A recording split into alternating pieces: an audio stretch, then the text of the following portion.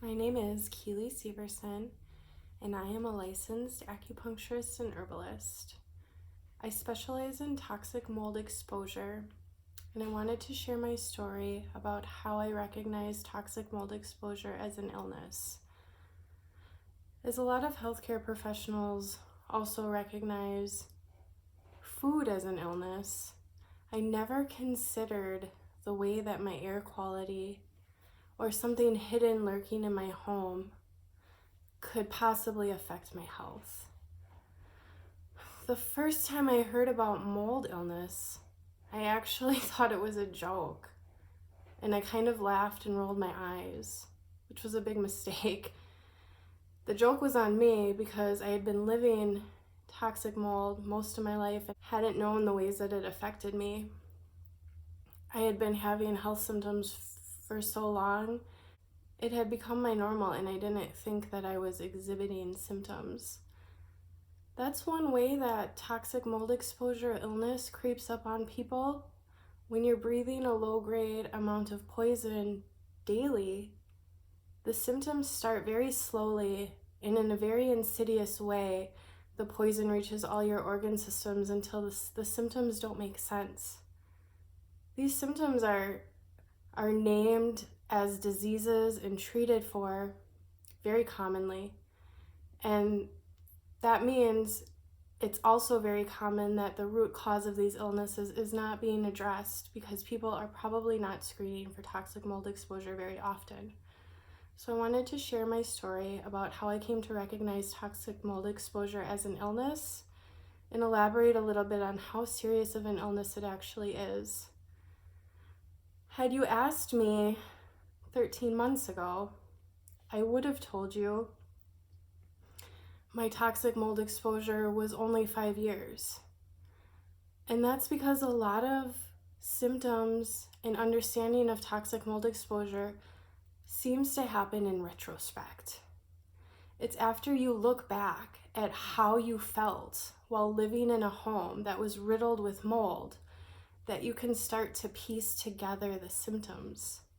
As a teenager, my whole life, I thought that I had mental health symptoms. But as I look back at the house I was raised in as a teenager, it was covered in mold.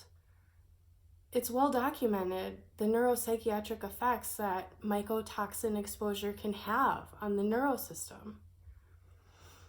My husband and I moved into our very first shared apartment in February of 2014. The apartment was disgusting when we moved in, and it was not at all like the unit I had viewed.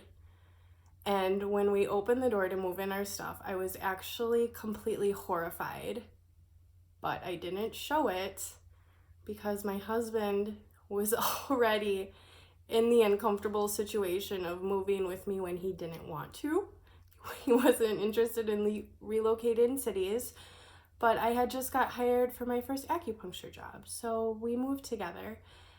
I didn't show anything on my face when I saw the state of our apartment, and it was burn marks in the carpet and stinky. We had a smell, a very strong mildew smell in some of our lower cabinets in the kitchen, and for that reason, we never used that cabinetry. Now I know when there's a mildew smell, it's because there's mold hiding. The first couple years in that apartment, our health didn't seem to suffer much. The health symptoms came on very slowly. Our son was the first to show effects, and he had more allergy symptoms. I started noticing something wasn't right with my body when I started getting chronic UTIs again. And I just thought that I was predisposed to them and it was normal for me to get them because it had been something that happened to me from a young age. And I didn't really ever consider checking my air quality. The other thing that was happening to me is my mental state was deteriorating. My marriage was crumbling and my ability to keep it together as a parent was nearly non-existent. I was snapping on my kids, which is out of character because I'm actually a very loving and nurturing person, but this sense of irritation and frustration squeezing me, I would just kind of snap.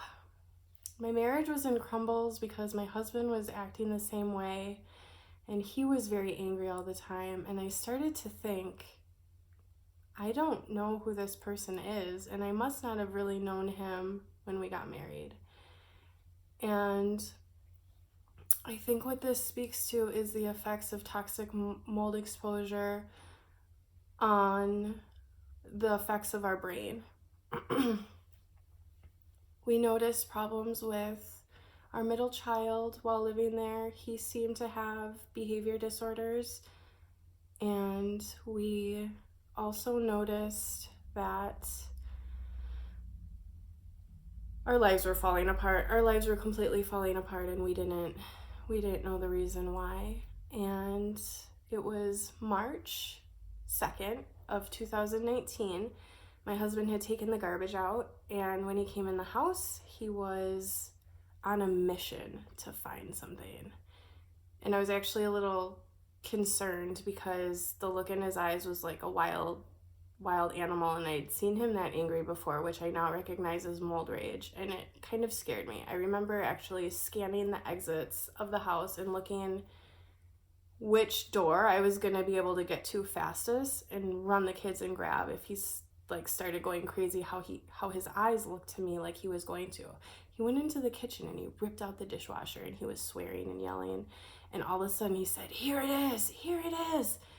And he took a video with his phone and came into the other room and showed me under where he had pulled out the dishwasher, he had then pulled up the linoleum flooring, and we could see what was under the baseboards of our kitchen cabinetry, and it was completely rotted with mold.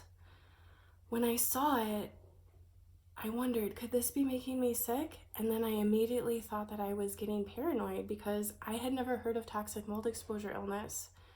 I had to actually consult some doctors who knew quite a bit more about it than I did, and they assured me, this is why you're having kidney problems. This is the reason for your health problems. So we immediately moved.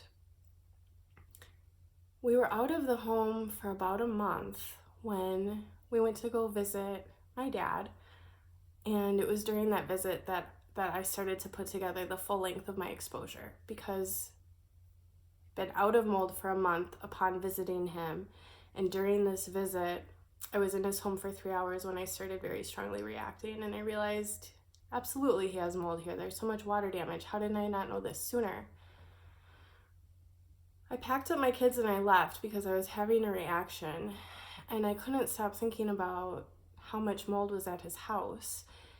That's how I started putting together the ways that it had affected me as a kid.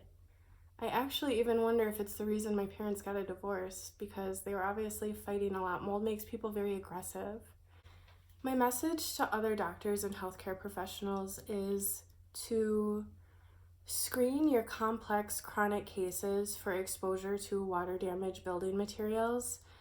This is something that can affect patients' personal lives, private lives, and devastate their health. It masquerades as many other illnesses, and it's often not identified because it's not screened for.